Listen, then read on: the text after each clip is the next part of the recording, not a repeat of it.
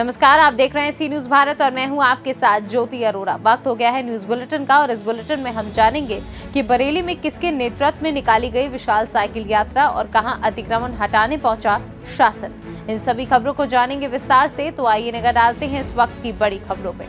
बरेली के बहेड़ी में समाजवादी पार्टी द्वारा सपा नेता एवं पूर्व विधानसभा प्रत्याशी नसीम अहमद के नेतृत्व में विशाल साइकिल रैली निकाली गई, जो कि नगरपालिका के सामने से शुरू होकर नैनीताल रोड, मथुरा रोड आदि मार्गों से होती हुई पूरे नगर में ये यात्रा निकाली गई है। जिसके बाद ग्रामीण इलाकों में भी कई गांव में ये साइकिल यात्रा पहुंची। इस दौरान सपा कार्यकर्ताओं ने समाजवादी पार्टी के पक्ष में जमकर नारेबाजी की। इस दौरान मीडिया से बात करते हुए नसीम अहमद ने कहा कि भाजपा की नीतियों से आज हर वर्ग की जनता दुखी है और साइकिल यात्रा के दौरान आम जनता के उत्साह को देखकर ये साफ लगता है कि इस बार 2022 में होने वाले विधानसभा चुनाव में समाजवादी पार्टी की ही सरकार बनने जा रही है। निकालना है, किस बात को लेकर के रैली निकाली जा रही है और ये कहां से कहां तक जाएगी। देखिए, जैसा कि माननीय हमारे राष्ट्रीय अध्यक्ष अखिलेश यादव जी का निर्देश था कि जो हमारे महान समाज सेवी जनेश्वर मिश्र की जन्मतिथि पे और इस अवसर पे भारतीय जनता पार्टी द्वारा जो जुल्म किया जा रहा है, महंगाई, भ्रष्टाचार और आजम खां की रिहाई आदि तमाम कई मुद्दे थे। इस दिन हम सरकार को जगाने का काम कर रहे हैं और ये साइकिल यात्रा नगर पालिका परिषद के गेट से यहाँ से माथुर रोड होती हुई, गोली चौराहे होती हुई, उसके बाद के शुगर फैक्ट्री गेट से होती हुई सकरस और ग्रामीण क्षेत्र मुतरफ होती हुई वापस कई गांवों से फिर हम लोग नगर पालिका वापस आएंगे। और ये जो बिगुल फूका है, ये अखिलेश यादव जी के नेतृत्व में जो हर तहसील लेवल पे यात्राएं निकाली जा रही हैं, ये मोदी जी की शुरुआत है कि उनका एक समझ लीजिए कंधा जो पूरा सड़ा जा चुका है उसको काटने का पहले काम कर रहे हैं, और उसके बाद दूसरा कंधा भी इनका काट दिया जाएगा, जिससे कि जो भ्रष्टाचार खत्म हो जाए। इनके कलम की पावर जो गलत इस्तेमाल कर रहे हैं कलम का, बेकसूर लोगों को, जो पर्टिकुलर एक वर्ग को और एक वर्ग के साथ साथ जो दबे कुचले वर्ग को झूठे मुकदमे में और उन लोगों को नौकरी से वंचित रखा जा रहा है, इसका हिसाब किताब 2022 में देना पड़ेगा। और जो किसानों के मुद्दे चल रहे हैं, जो पहले मैंने मुद्दे बताए थे, इसमें कई मुद्दे हैं। बेरोजगारी का मुद्दा है, किसानों के मुद्दे हैं। तो पिछले कई सालों से लगातार गन्ने किसान का रेट नहीं बढ़ा है। ये तमाम मुद्दों पे हम ये एक चेतना रैली है और आगे और भी इनके खिलाफ विरोध में इनके आंदोलन चलता रहेगा जब तक के माननीय अखिलेश यादव जी 2022 में प्रदेश के मुख्यमंत्री नहीं बन जाते। बरेली से सी न्यूज संवाददाता अब्दुल वाजिद की रिपोर्ट। आज दोपहर 12 बजे के लगभग आमला तहसीलदार नीरज कालमेघ, मुख्य नगर पालिका अधिकारी नीरज श्रीवास्तव एवं नगर पालिका कर्मचारी अचानक अतिक्रमण करने वाले छोटे व्यापारियों के पास पहुंचकर दुकान हटाने की हिदायत दी है। बैतूल से सी न्यूज संवाददाता सुमित महतकर की रिपोर्ट। जनपद भदोही के हॉस्टल चौराहे से साइकिल यात्रा चलाई गई, जहां आज का दिन सपा के लिए बेहद अहम है, क्योंकि आज ब्राह्मणवादी नेता और समाजवादी पार्टी के संस्थापक जनेश्वर मिश्रा का जयंती मनाई जा रही है। समाजवादी पार्टी आज से ही 2022 के चुनाव को लेकर बिगुल फूंक चुकी है। वहीं इसी कड़ी में सपा के नेता राजेश सोनकर, गुलाब पाल, संतोष यादव समेत कई पार्टी के नेता मौजूद रहे। भदोही से सी न्यूज संवाददाता जावेद अली की रिपोर्ट।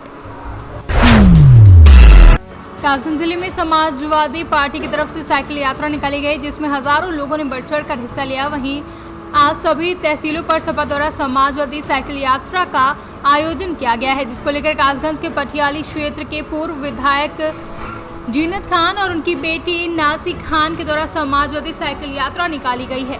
कासगंज से सी न्यूज संवाददाता अरुण की रिपोर्ट। प्रयागराज के संगम गंगा मैया में गुरुवार के दिन 12:40 पर श्री प्रसिद्ध लेटे हुए हनुमान जी को स्नान करवा दिया गया। बताया जा रहा है कि तेज धारा अभी तक बनी हुई है। प्रयागराज से सी न्यूज संवाददाता शिव तिवारी की रिपोर्ट। यूपी में लगातार हो रही तेज बारिश के चलते सभी नदियां तेज उफान पर हैं। लगातार बारिश होने से घरों में सीलन आना शुरू हो गई है। गुरुवार को एक मकान अचानक बारिश की सीलन आने से गिर गया। घर में मौजूद महिलाएं, बच्चे दब गए। चीख पुकार सुनकर आसपास के लोगों ने मौके पर पहुंचकर सभी लोगों को सुरक्षित बाहर निकाला। सूचना के बाद भी मौके पर स्थानीय पुलिस नहीं पहुंची। आगरा से सी न्यूज संवाददाता विनय कुमार बघेल की रिपोर्ट। आगरा के चंबल में भयंकर बाढ़ को लेकर जिलाधिकारी आगरा, एसएसपी आगरा के साथ विधायक बा ने जलस्तर का निरीक्षण किया। जिलाधिकारी आगरा प्रभु एन सिंह, एसएसपी आगरा मुनिराज एवं विधायक बा पक्षालिका सिंह ने बाढ़ से प्रभावित गांव का निरीक्षण किया। चंबल के पिनाहट घाट सहित तटवर्ती इलाकों के बाढ़ प्रभावित गांव में पहुंचकर ग्रामीणों का हाल जाना। बाढ़ प्रभावित गांव के ग्रामीणों को हर संभव सहायता का प्रशासनिक अधिकारियों एवं विधायक ने भरोसा दिया। किसी भी परिस्थिति में मदद के लिए राजस्व कर्मचारियों को दिशा निर्देश भी दिए। आगरा से सी न्यूज संवाददाता विनय कुमार बघेल की रिपोर्ट। टांगर गांव में प्रस्तावित स्टील प्लांट के विरोध में गांव वाले डंडे लेकर गांव के प्रवेश द्वार पर बैरियर लगा रहे हैं और अगल बगल के लोगों के गांव आने पर प्रतिबंध लगा रहे हैं। आज कांसाबेल के एक व्यापारी राम गर्ग को गांव वालों ने बिछा लिया, जिसे कांसाबेल पुलिस वापस लेकर आई। इसके विरोध में कांसाबेल व्यापारी संघ और सहवासी नेशनल हाईवे 43 को जाम कर दिया और उनकी गिरफ्तारी की मांग करने लगे। इस दौरान हालात को देखते हुए एसडीएम बगीचा, एसडीओपी कुनकुरी, एसडीओपी पत्थलगांव मौके पर पहुंच हालात को काबू में किया। सर, टांगर गांव के लोगों ने अब यहाँ के स्थानीय लोगों को भी गांव में घुसने से प्रतिबंध लगा दिया है। इसी क्रम में आज कांसाबेल के एक व्यापारी को वहाँ गए थे तो रोक लिया गया था।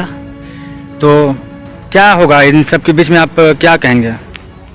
माहौल यहाँ का बिगड़ते जा रहा है या पत्थरगड़ी का शुरुआत हो रहा है? आप बताइए इस संबंध में। देखिए, ये तो नहीं कह सकता कि पत्थरगड़ी का यहाँ पर शुरुआत हो रही है और एक व्यापारी को रोका गया है। टांगर गांव में ये बात सामने आई है। मैं गांव वालों से कहना चाहता हूँ कि स्टील प्लांट के फैक्ट्री का विरोध करना उनका मौलिक अधिकार है। विरोध करें, क्योंकि जन सुनवाई स्थगित हो चुकी है। अब उनको शालीनता से कानून को अपने हाथ में लेकर कोई भी कार्यक्रम को करना चाहिए और जो भी लोग हैं उनको आने जाने से नहीं रोकना चाहिए। ये मैं उनसे निवेदन करना चाहूँगा। और एक चीज़ और कहना चाहूँगा कि आंदोलन करना उनका अपना अधिकार है। साथ ही पुलिस प्रशासन से भी निवेदन है कि जो टांगर गांव और कांसाबेल के बीच बेवजह कुछ खाई बन रही है, उसको अपनी समझाइश से लोगों से बात कर, जनप्रतिनिधियों का सहयोग लेकर उनको रोकें।